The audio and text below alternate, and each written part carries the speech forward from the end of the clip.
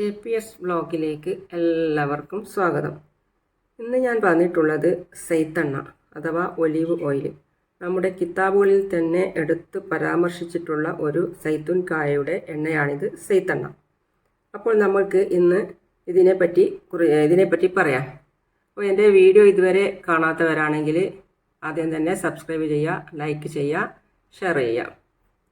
ഇതിൽ ഞാൻ എടുത്ത് പറയാൻ പോകുന്നതെന്ന് പറഞ്ഞു കഴിഞ്ഞാൽ നമ്മുടെ ഹെയർ ഗ്രോത്തിനെ പറ്റിയാണ്. അതായത് നമ്മുടെ തലമുടിയെപ്പറ്റി നിങ്ങൾ അറിയാത്ത ഒരു സംഭവം ഇതിലുണ്ട്. അത് ഞാൻ നിങ്ങളുടെ മുമ്പിൽ പറഞ്ഞു തരാം. ഒലിവ് ഓയിൽ ഉപയോഗിച്ച് നമ്മുടെ മുടി എങ്ങനെ സംരക്ഷിക്കാം, അതിൻ്റെ കറക്റ്റ് മെത്തേഡ് എന്താണ്, എങ്ങനെയാണ് ഗുണം കിട്ടുന്നത് എന്നൊക്കെ പറയാം. കൃത്യമായിട്ട് പറഞ്ഞു തരാം. അതായത് മുടിയെ നല്ല രീതിയിൽ തന്നെ മുന്നോട്ട് കൊണ്ടുപോകാൻ ആഗ്രഹിക്കുന്നവരാണെങ്കിൽ ഞാൻ പറയുന്നത് കൃത്യമായി കേൾക്കണം, സ്കിപ്പ് ചെയ്യാതെ കാണുക. എന്നാൽ നമുക്ക് വീഡിയോയിലേക്ക് പോകാം. ആദ്യമായി ഒലിവ് ഓയിൽ നമ്മളെ മുടിയിലും സ്കാൽപ്പിലും അപ്ലൈ ചെയ്യാം.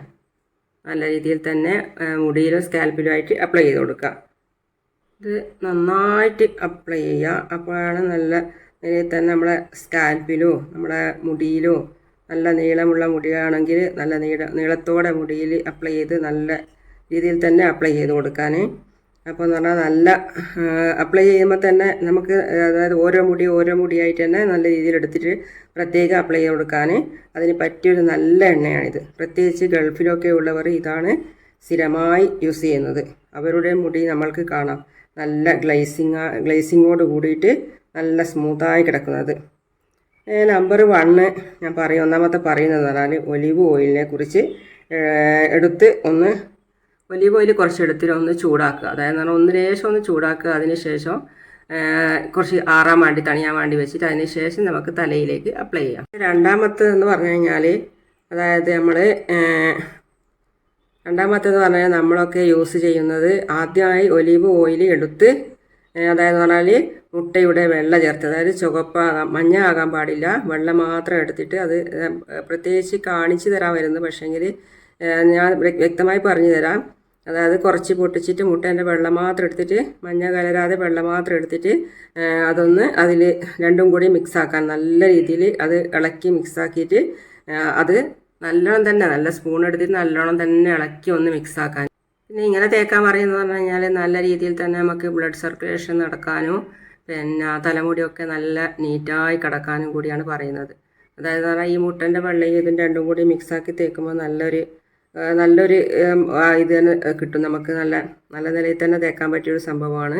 അതായത് പറഞ്ഞാൽ മുട്ടൻ്റെ വെള്ളം മാത്രം ചേർക്കുക.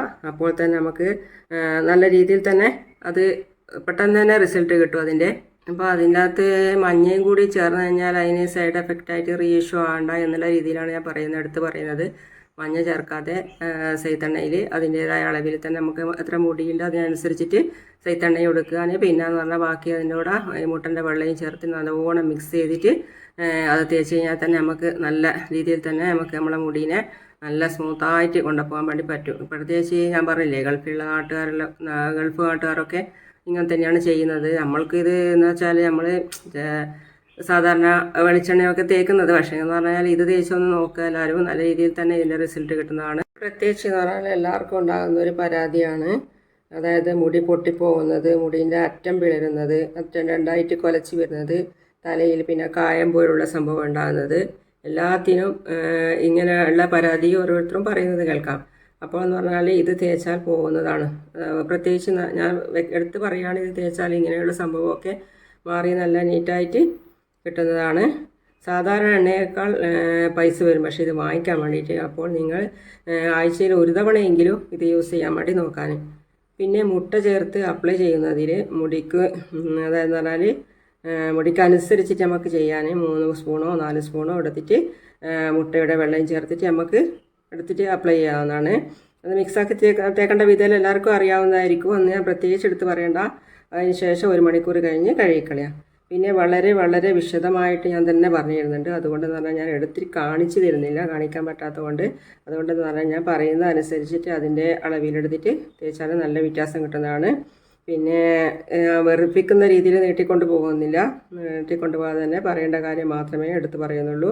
നീട്ടി വലിച്ചു കൊണ്ടുപോകാതെ നല്ല രീതിയിൽ ആ പറയേണ്ട കാര്യം മാത്രം പറയുന്നു. പിന്നെ ഇതെന്ന് പറഞ്ഞാൽ ഭക്ഷണം പാചകം ചെയ്യാനോ അല്ലെങ്കിൽ നമുക്ക് കഴിക്കാനോ ഒന്നും ആരും എടുക്കാറില്ല. കാരണം എന്ന് പറഞ്ഞാൽ ഇതിൻ്റെ ഫ്ലേവർ അങ്ങനെ ആർക്കും പിടിക്കാൻ സാധ്യതയില്ല. കാരണം എന്ന് വെച്ചാൽ ഇത് മറ്റുള്ള ഓയിലിനെ അപേക്ഷിച്ച് എന്ന് പറഞ്ഞാൽ സൺഫ്ലവർ, വെളിച്ചെണ്ണ ഇതിനെയൊക്കെ അപേക്ഷിച്ച് നോക്കുകയാണെങ്കിൽ ഇത് പറഞ്ഞാൽ കുറച്ച് കട്ടിയുള്ള കുറച്ച് തിക്കായിട്ടുള്ള സാധനമാണ്. അതുകൊണ്ട് അങ്ങനെ ആർക്കും ഇഷ്ടപ്പെടാൻ സാധ്യതയില്ല.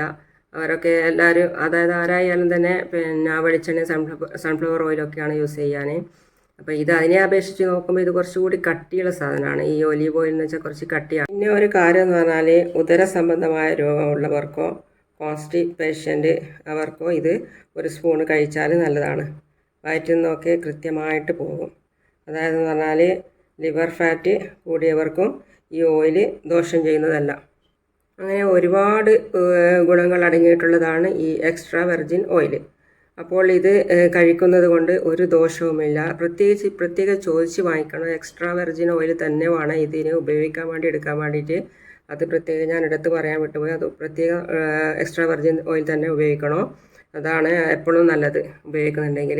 ഇതെന്ന് വെച്ചാൽ പ്രത്യേകിച്ച് ഒരു ദോഷവും ചെയ്യുന്നില്ല. നമ്മളെ സ്കിന്നിന് നല്ല സ്കിൻ ടോൺ കിട്ടാനും നല്ല മസാജ് ചെയ്ത് നല്ല രീതിയിൽ നമ്മളെ സ്കിന്നിനെ കൊണ്ടുപോകാനും ഡ്രൈ ആയി കിടക്കുന്ന സ്കിന്നെ നല്ല രീതിയിൽ തന്നെ സ്മൂത്തായിട്ട് ആവാൻ വേണ്ടിയിട്ട് നമ്മളെ ബോഡിയിലൊക്കെ മസാജ് ചെയ്യാൻ പറ്റിയ ഒരു സംഭവമാണിത്.